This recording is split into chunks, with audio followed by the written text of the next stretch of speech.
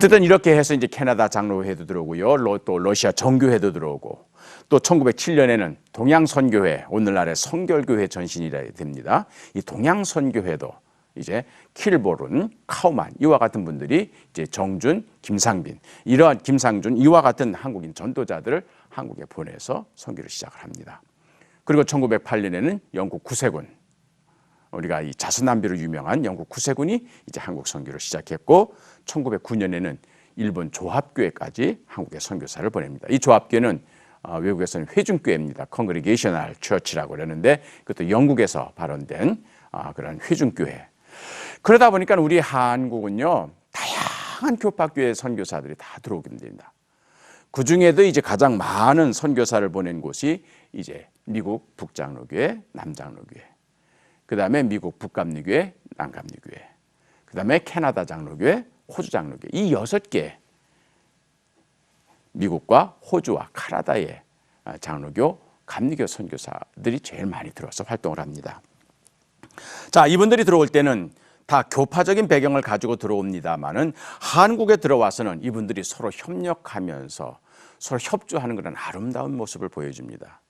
바로 니케아 공의에서 얘기했던 대로 비록 교파로 나눠진 교회지만, 다양한 그런 교파적인 교회지만 보편적인 가치인 예수 그리스도를 추구하면서 하나의 교회를 지향하는 그러한 선교, 그러한 목회, 그러한 전도, 그것을 추구해 나가게 됩니다.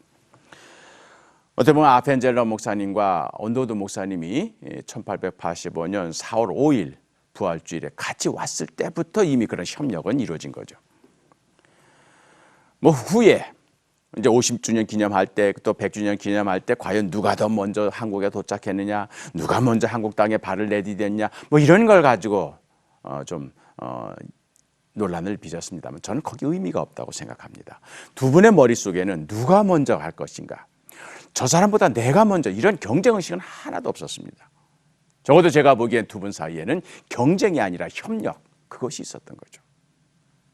그렇게 해서 아펜젤러 언도우드 목사님은 정동에 같이 정착을 해서 길 하나 사이를 두고 이제 두 분이 집이 나란히 있으면서, 그러면서 같이 유니언 처치, 소위 말하면 외국인 연합교회를 같이 시작을 합니다. 그래서 서로 번갈아 가면서 담임.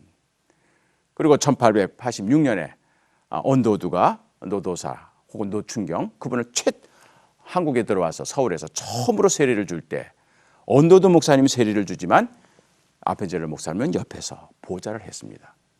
또 그에 앞서서 아펜젤러 목사님이 자기의 딸 비롯해 가지고 외국인 최초의 유아 세례를 줄 때, 그때 아펜젤러 목사님이 주례 집례를 했지만 언도우드 목사님은 보좌를 했습니다. 이 두 분이 한국에 들어와서 제일 먼저 한 것이 뭐냐? 일본에 올 때 이수정 선생이 번역한 성경책을 가지고 들어왔는데, 이 성경책이 한국 이 서울의 사람들한테 읽기는 어려운 거예요. 특별히 이 마가복음의 첫 글자가 뭐냐면 이 신의 자라고 그렇게 표현을 하거든요. 일본인 성경에. 그러니까 신의 자, 귀신 신자를 쓴 거죠. 그러니까 신의 자 하게 되니까 일본 사람 감이라 그러니까요. 이거는 우리나라는 귀신자란 말이에요. 그러니까 귀신의 아들 이렇게 얘기되니까 이건 아니구나. 그래서 이제 서울말로 번역을 시작합니다. 물론 만주에서 로서 선교사님이 번역한 성경도 있는데 그건 다 평안도 사투리예요. 그래서 아펜젤러 언도우드 목사님이 제일 먼저 착수한 게 뭐냐? 서울, 이 경기도 중심말로 성경을 빨리 번역해야 되겠구나. 그렇게 해서 일본에서 가져온 이 마가복음, 이수정 선생님이 번역한 마가복음을 서울 토박이 말로 이걸 교역을 하는데 두 분이 함께 합니다. 그래서 1887년에 두 분이 첫 작품으로 마가복음서 언해라고 하는 이 서울에서 인쇄된 성경을 냅니다. 이 경험을 토대로 해서 앞으로는 한국에서 모든 개신교 성경은 교파를 초월해서 하나로 함께 하자.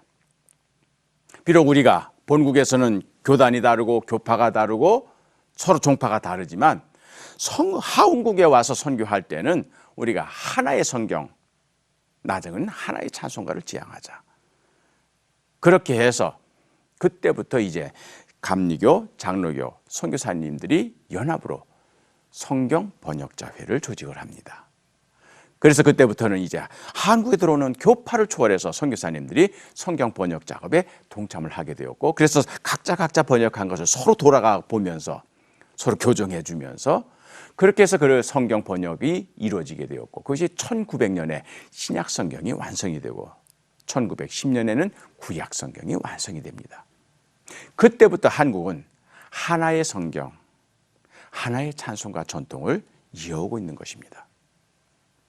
그러니까 비록 교파는 다르고 교단은 달랐지만, 그리고 자기를 본국으로 파견해준 선교부는 달랐지만, 그러나 선교지 한국에서는 서로 하나의 성경, 하나의 찬송가를 유지하면서 한국 그리스도인들 가운데서는 하나의 교회를 지향하는 그런 운동이 이제 찬송가에서도 마찬가지입니다.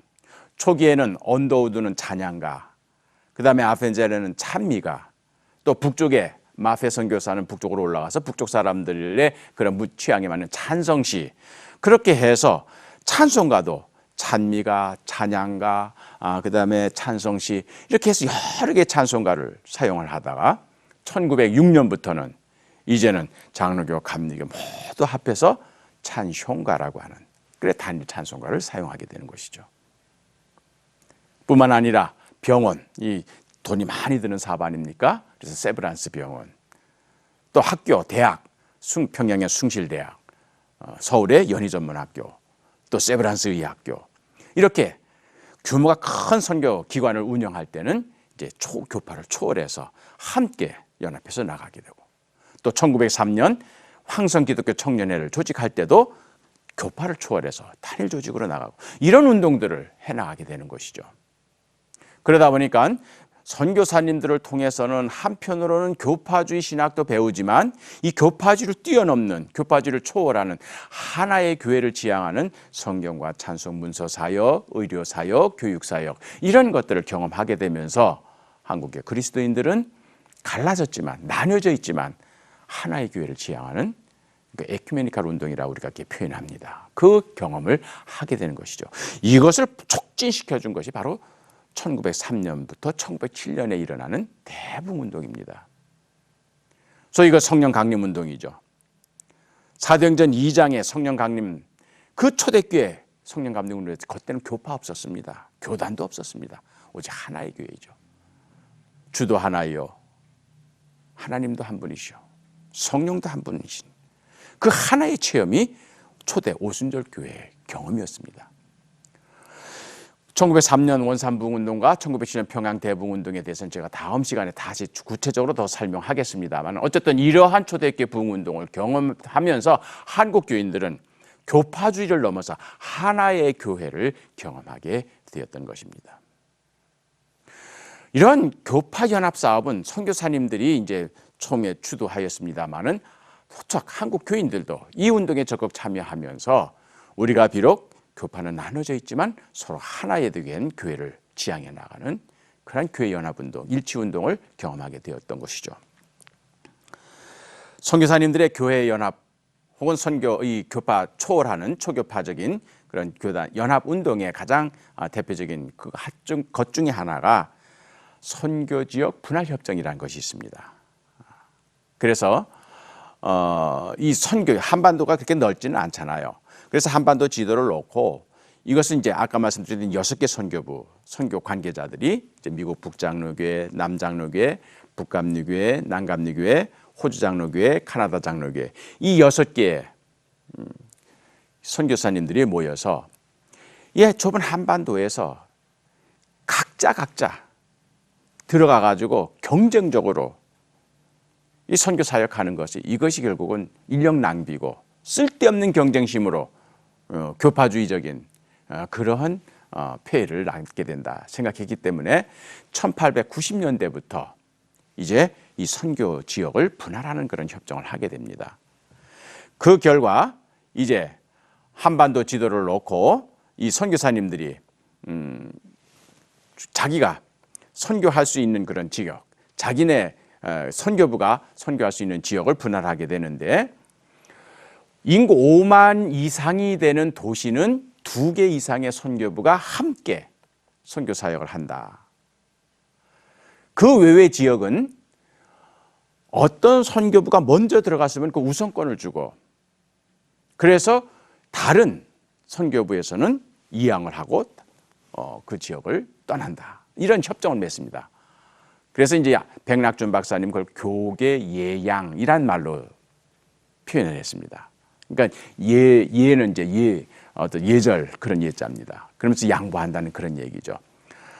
이건 독점 의식, 이건 내 거야. 아니면 이런 생각이 있으면 이건 안 되죠. 그렇게 해서 1909년에 그게 확정이 됩니다.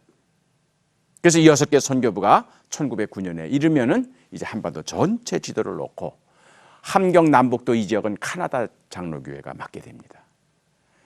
그리고 경상남도 부산 이 지역은 오스트레일리아 호주 장로교회가 맡게 됩니다. 그리고 전라남북도 제주도는 남장로교회가 맡게 됩니다.